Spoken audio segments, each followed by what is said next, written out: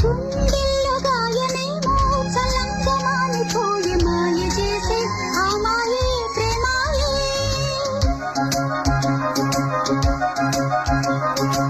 ఎంత గాయమైన గానీ నానేనికేమి కాదు పువ్వు సోకి నీ సోకు కందేనే.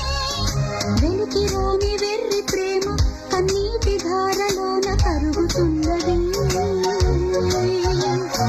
నాది శోకమోపలేక నీ గుండె బాధపడితే తాళనన్నది.